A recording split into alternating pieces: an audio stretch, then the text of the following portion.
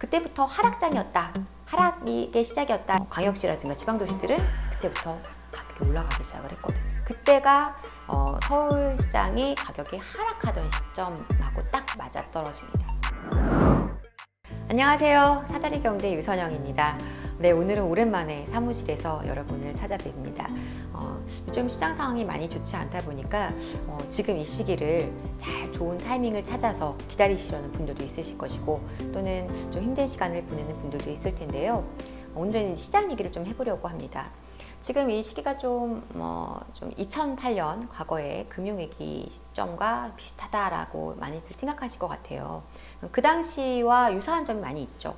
그때도 어떤 정권이 바뀌면서 어떤 강력한 규제에서 좀 완화책으로 방향이 선회되는 그런 시점이었고, 또 뜻하지 않은 갑작스러운 어떤 대외적인 변수로 인해서 시장이 많이 흔들렸었던 시기였죠. 지금과 굉장히 유사한 점이 많이 있는데요. 그때 시기를 잠깐 한번 짚어보면은 2008년도에 사실 우리가 그 시기를 많이 얘기하는 이유가 그때부터 하락장이었다, 하락의 시작이었다라고 보시기 때문에 그렇거든요. 근데 이제 그렇지 않다는 점을 좀 얘기를 드리고 싶은데, 이제 그때 보면은 서울 수도권 시장을 기준으로 하면 2008년 한 10월 정도부터 가격이 내려가기 시작합니다. 하락하기 시작을 해요. 그리고 서울 수도권이 아닌 지방 도시들도 뭐 약간 약보합세 내지는 횡보하면서 좀 좋지 않은 모습을 보여줍니다. 그게 정확히 한 6개월, 그 이듬해 3, 4월경까지는 가격이 계속 떨어지는데, 그때부터 다시 가격이 다시 오르기 시작합니다. 딱 6개월까지 빠지다가 다시 반등해요.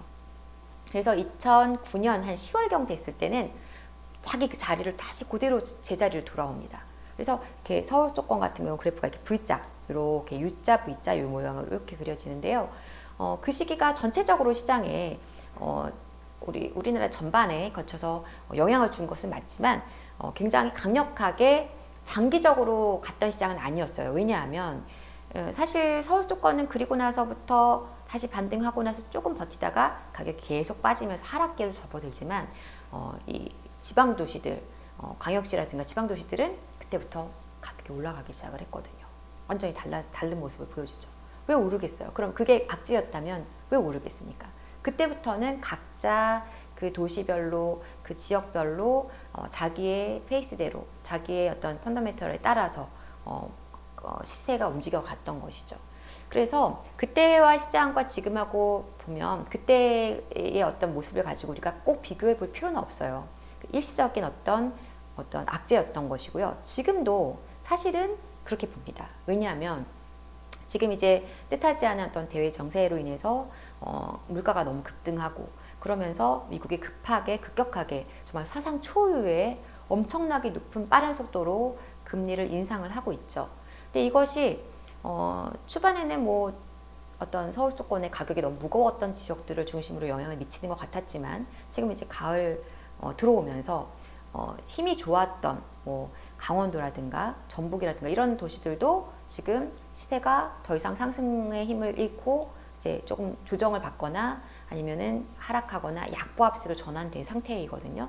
그러니까 지금은 금리가 너무 시장에 영향을 많이 미치다 보니까 이제 뭔가 사면 안 되는 거 아니야? 라는 어떤 공포 심리가 전반에 우리나라 전반의 부동산 시장을 지금 흔들고 있다라고 보면 될 것 같습니다. 자, 그런데 이 금리는 외부 변수이기는 해서 우리나라가 외부 변수에 굉장히 강한 편인데, 금리는 조금 다르긴 하죠. 왜냐하면 어떤 대출이라든가 이런 문제들이 다 연결되어 있다 보니까 굉장히 영향을 좀 많이 미치고 있어요. 그래서 이게 어느 정도까지 계속 인상될지, 또 어느 시점까지 이 고금리가 계속 유지될지, 이것은 아무도 알 수가 없는 부분이기 때문에 어려운 부분이 있는 것 같습니다. 다만 어쨌든 간에 이 외부적인 요소가 악재가 거칠 때는 다시 각자의 그 지역별로 각자의 호흡대로 움직여지게 될 것이라는 점은 좀 분명한 것 같고요. 자, 그러면 이 금리가 중요하니까 우리가 금리를 굉장히 열심히 좀 봐야 되겠지만, 여기와 아주 연결되어 있는 대외적인 변수가 아닌 내부적인 변수인데도, 대내적인 변수인데도 연결되어 있는 부분이 있습니다. 그게 이제 대출이라는 부분인데, 많은 분들은 이제 주택담보대출이라든가 이런 걸 생각하실 수 있지만, 제가 보는 아주 좀 강력한 요소는 바로 전세예요. 전세에서 전세 자금 대출인 거죠. 이 전세는 사실 우리가 내부적인 요소로 볼 때 전세가율이라고 해서 전세 가격이 어느 정도 매매가의 가격 균형을 맞추고 있느냐가 굉장히 중요한 체크 요소이거든요. 그런데 이 전세가율에 의해서 지금 굉장히 영향받고 있어요. 전세가율이 과거에는 지금처럼 일반적이지 않았습니다. 전세자금 대출이. 그래서 과거에 보시면은 뭐 예전에는 전세자금 대출을 받기 위해서는 굉장히 요건이 까다로웠었습니다.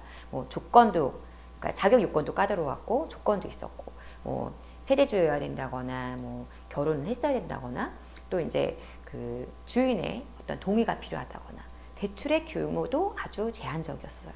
근데 지금은 굉장히 일반적으로 전세를 들어가시는 분들은 전세자금 대출을 대부분 일반적으로 다 받으시죠, 많이. 그래서 과거와 달리 전세 대출이 2012년, 14년부터 굉장히 일반화되면서 전세 가격에도 영향을 많이 미쳤던 것이죠. 그래서 과거에도 전세 가격은 잘 빠지지는 않아요. 매매 가격이 출렁출렁해도 전세 가격은 많이 버텨주는 편이고, 일시적으로 조금씩 하락하는 경우는 있어도 전반적으로는 상승 추세를 유지하는데 2012년, 14년부터는 굉장히 가파르게 전세 가격이 오른 거를 확인을 할 수가 있습니다. 그래서 이 전세 가격이 올라가면 매매가와의 갭을 줄이면서 전세가율도 높아지게 되죠. 이 전세가율은요, 굉장히 중요합니다. 그러니까 우리 서울 수도권에서는 매우 중요해요. 지방 도시들은 조금 다릅니다. 전세가율이 기본적으로 좀 높기 때문에 그 영향이 약하고요. 서울 수도권 같은 경우는 전세가율이 굉장히 중요한데, 특히 이 진폭이 굉장히 큽니다. 그러니까 과거에 전세가율이 낮았을 때는, 서울 기준으로 했을 때 38%까지 내려간 적이 있었어요. 그때가 서울시장이 가격이 하락하던 시점하고 딱 맞아떨어집니다. 전세가율이 제일 바닥일 때.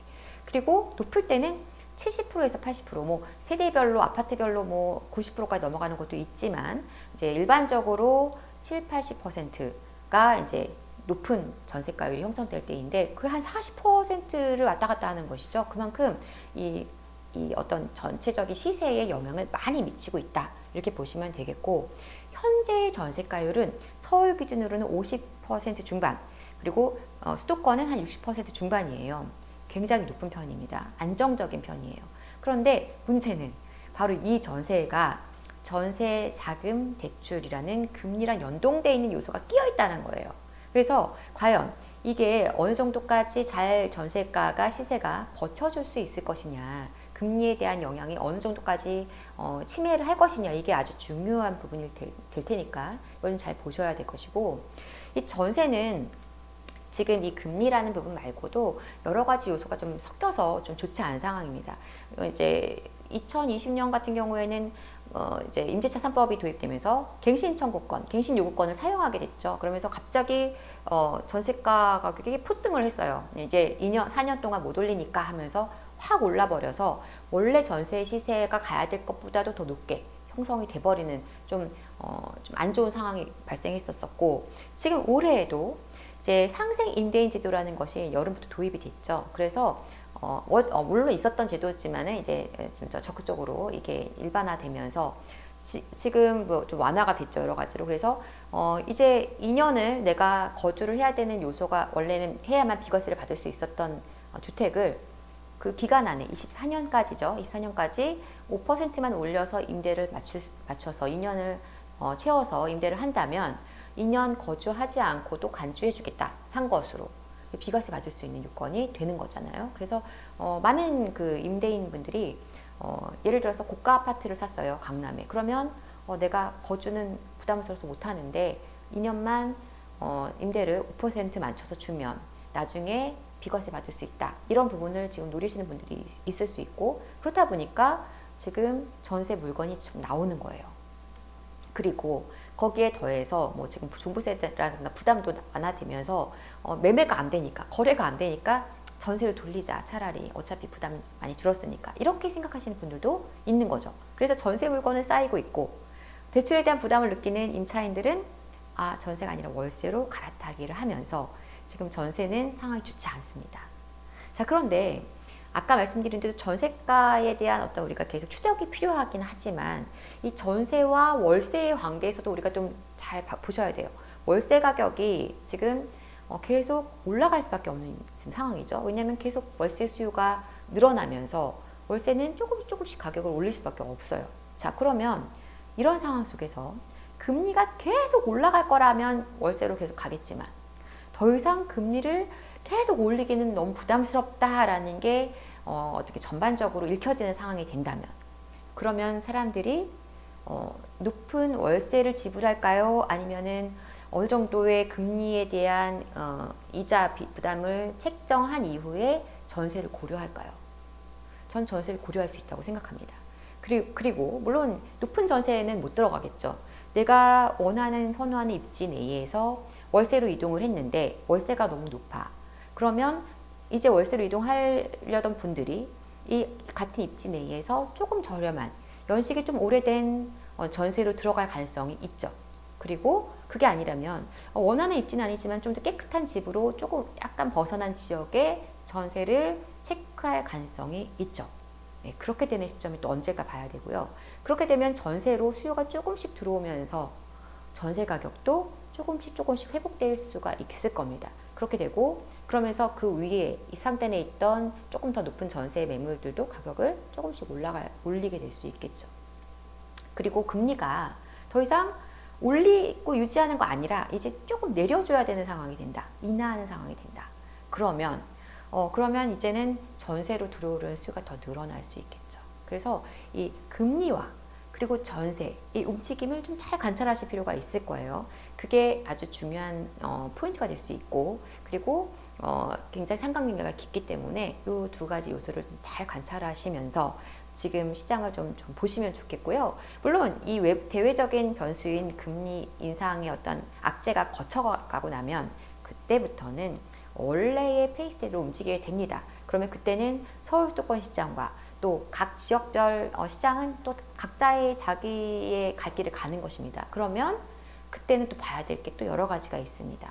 여러 가지가 있는데 그것은 차차 또 다음 시간에 한번 언급을 드릴 수 있도록 하겠습니다. 오늘은 시장 상황이 좋지 않다 보니까 한번 이렇게 영상을 통해서 한번 시장에 대한 얘기를 좀 잠깐 드렸습니다. 많이 어려운 시장이고 좀 힘든 시간을 보내시는 분들도 있을 것이고 또 뭔가 많이 기다리고 계시는 분도 있을 텐데요. 이 시기를 잘 지나시면서 기회라면 적극적으로 잡으셔야 할 것이고 좀 힘든 시기를 지나고 있으시다면 좀 잘 인내하시면서 지나가는 좀 그러한 인내하는 시간이 좀 필요한 때인 것 같습니다. 모두 힘내시고요. 여러분들의 부로 가는 길을 제가 늘 응원하겠습니다. 지금까지 사다리 경제 유선영이었습니다. 다음 시간에 더 좋은 모습으로 찾아오겠습니다. 감사합니다.